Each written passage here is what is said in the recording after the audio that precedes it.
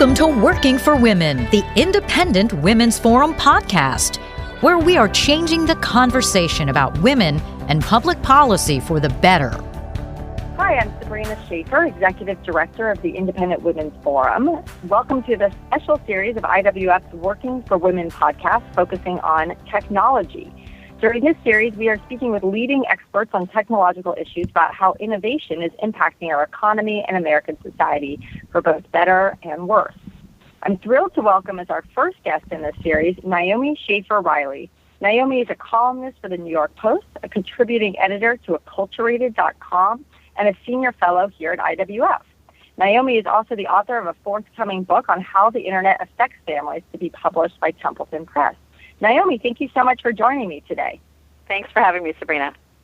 So I think it goes without saying that technology has refashioned our world. The very fact that we are having this conversation today, you in New York, me in Washington, making a recording that will then be available to millions of potential listeners on the internet, it's really kind of an amazing place that we're at. But I'd love to hear from you on what do you see as the biggest benefit of technology for our world today? Well, there are so many, it's hard to know where to start. But I think when you're thinking about technology in the context of families, I certainly think from my personal experience that the amount of work that we can do from home on a more flexible schedule, I think has been a huge boon to families and in particular to working women. I think it gives us a lot more of the flexibility that we've always wanted with our careers and the ability to spend the time with our families that they deserve. It's so interesting, Naomi, because I think certainly at IWF we run a virtual office and it allows us to attract talent from all over the country and it allows us to be much more efficient with our time. And then the flip side, of course, is you see these articles that pop up once in a while and say, well, telecommuting means that women are working more. How do we, as women and working moms, sort of set boundaries and not allow technology to ensure that we're working, 12 hours a day? Well, I think that's a hard question. I do think, before we answer that, I do think that it's worth taking a step back and just thinking, they're just sort of being a little bit appreciative of kind of what we have. I mean, that is to say that right. we do have these choices, and it may seem overwhelming, and it may seem like all the mommy blogs are just complaining constantly about all the pressures on us. But I do want to sort of say, like, it's great that we have these choices in front of us. So in terms of trying to set, boundaries, I think there are a lot of, people out there who are giving great advice about this sort of thing. Laura Vanderkam, who's written a lot about time management, is very good on this subject. But I think, for the most part, we just have to be, I think, more honest with ourselves about how much time work is going to take, about, when we actually do need childcare and when we don't. I think you see a lot of women, trying to do, work and childcare at the same time. And I think a lot of the research suggests that multitasking is not good for us. It's not good for our children. It sends the wrong message to them about what our priorities are. And so I think, to the extent that, when we choose to be at home with our family, to the extent that we can, for our jobs, put the phone away, put the computer away and really kind of focus on the task at hand, I think it will eventually, make us more happy and satisfied. It'll probably make our work more improved because I don't know about you, but once I had kids, I became much more efficient at getting the work done in the amount of time that I had. It's amazing I think, what you can spend 4 or 5 hours as opposed to, an 8 or 9 hour workday now, right? Oh, yes. I mean, I've talked to mothers and I've talked to fathers. I think this is true for everyone. Once you have real deadlines, you spend a lot less time, chatting. You spend a lot less time, going back and forth and getting coffee. And I think everything gets done, in the allotted time for a lot of people. And, I think for a lot of moms and dads, sort of having that time to spend with your kids is really the dessert, right? So very often I find myself rushing to get everything done so I can take my kids to the park or I can take them to swim practice. It's sort of the dessert after I've eaten all my vegetables. So it definitely is motivating. Yeah. One of the things that so often we think about with technology is that on one hand, social media sites like Facebook and Twitter brings us together and it sort of restores long-lost friendships and family connections, and that's such a wonderful thing. And at the same time, we sort of hear this idea that we're all bowling alone, right? That none of these relationships are substantive, that they're all just looking at people, what people are cooking for dinner or their kid's birthday party, but that we don't pick up the phone. How much of this do you think is overblown, or do you think this is a real problem? I think it is a problem to the extent that, people can you can get carried away. I mean, you can sit down with your computer at 8 o'clock at night or 9 o'clock after your kids go to bed, and Facebook is up, and suddenly, you've lost an hour or 2 hours just looking at exactly that.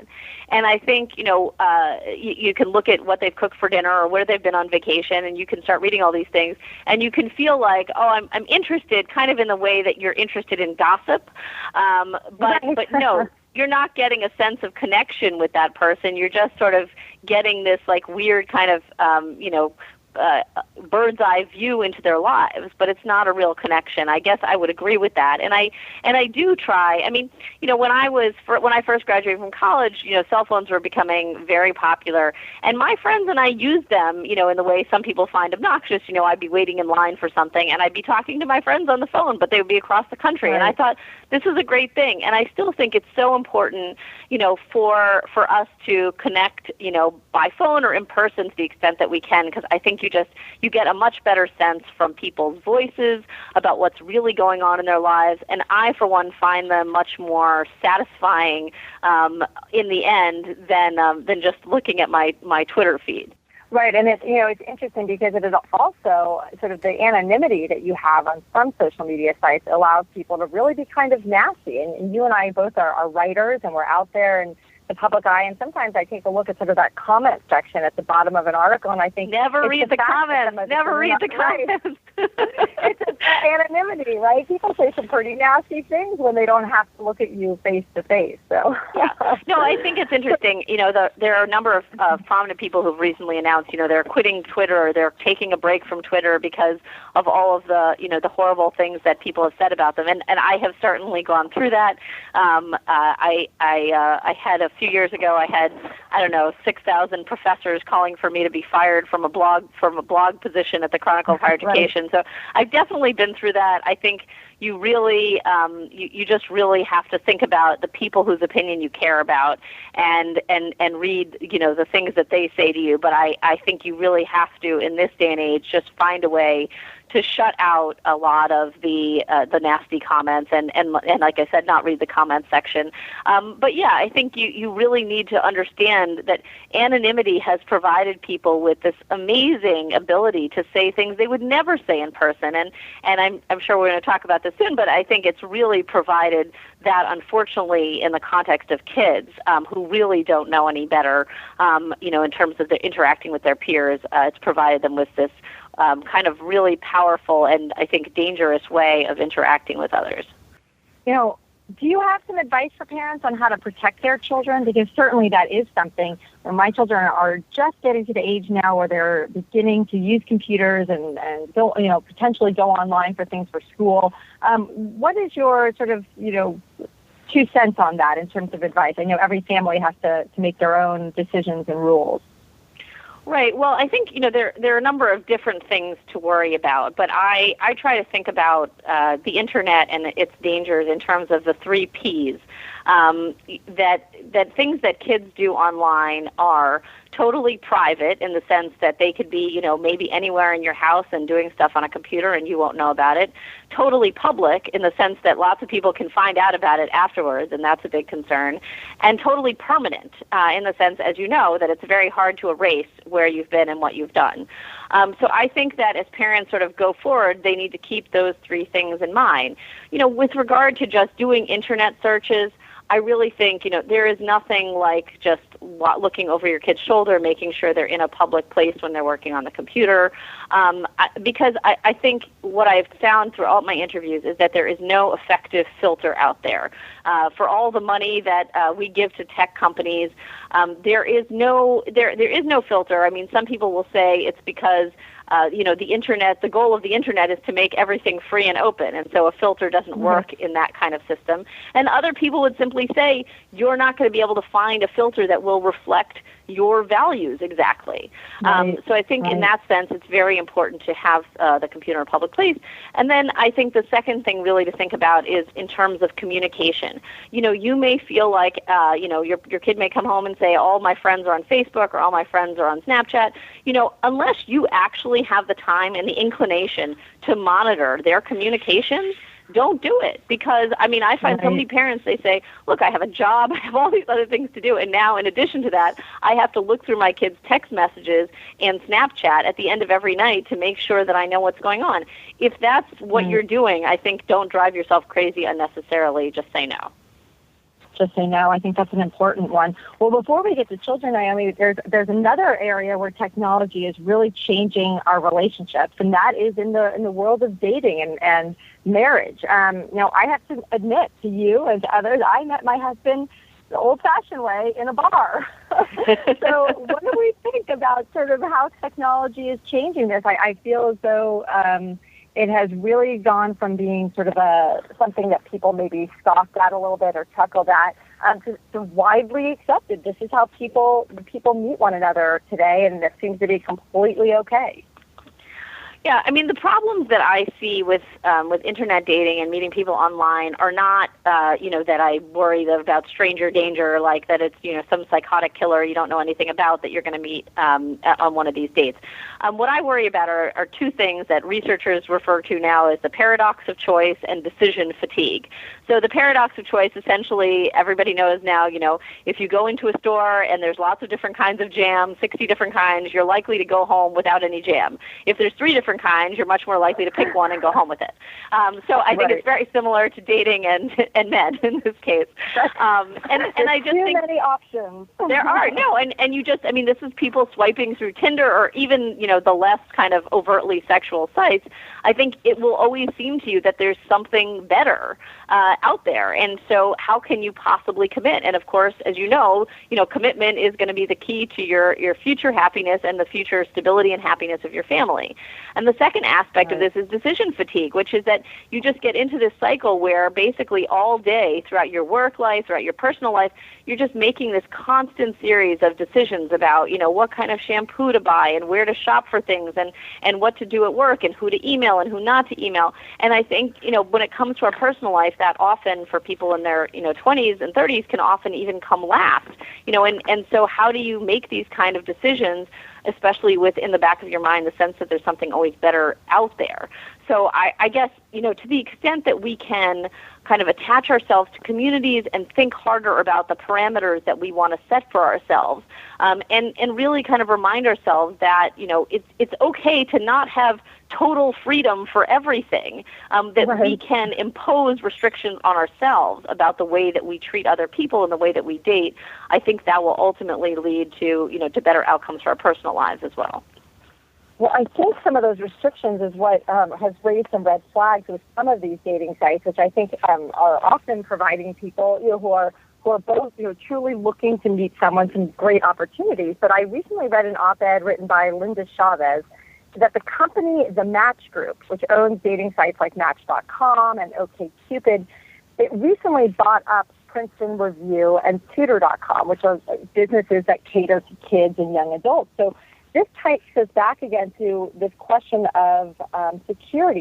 Do alliances like this, where businesses see an opportunity, but do they create potential problems that parents should be concerned about? Is it dating mixed with study skills? I'm not sure.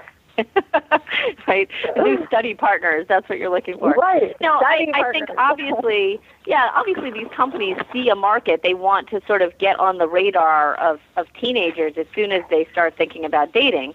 The problems that occur, as we've seen, recently, there were a couple of cases where, younger, adolescents were on these sites and they were actually having regular interactions with adult men. And so I think, and that is, presents this huge problem because, in a couple of cases, the parents had no idea that this is how their kids were using the computer or using the phone.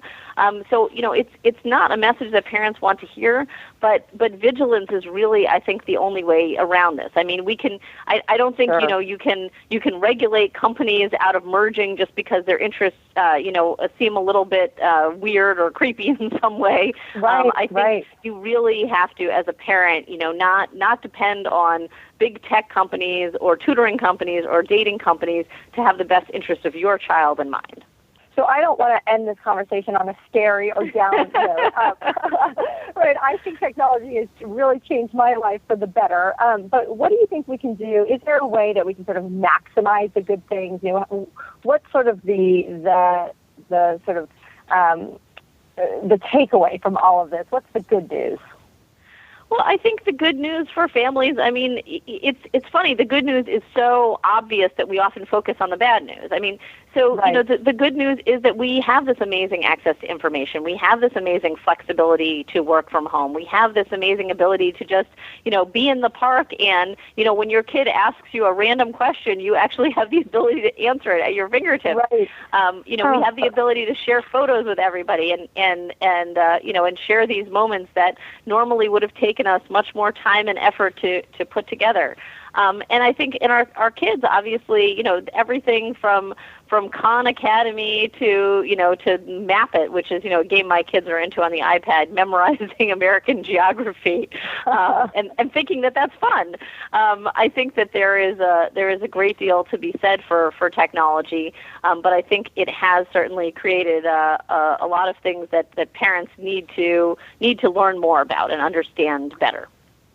It's so funny because I think very often on our drive to school, the kids will bring up some kind of animal, some carrot from the tropics, and we're able to, in 3 seconds pull up a video, and on the way to school they can watch and learn about that animal or whatever question it was that they're answering. And it's so much fun, not just for them, but for their mom and dad to really be able to engage with them and answer those questions. Obviously, it feels this like is magic. A conversation. Yeah, it is. It makes it much more important. Naomi, this is obviously a conversation that could go on, and I hope that we can talk again after your book comes out.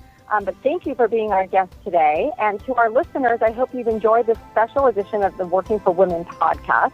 Thank you for tuning in. And if you want to learn more about the Independent Women's Forum or listen to more podcasts like this one, visit IWF.org. If you enjoyed listening to this podcast, please give it a thumbs up, share it on social media, or stop by IWF.org for similar content.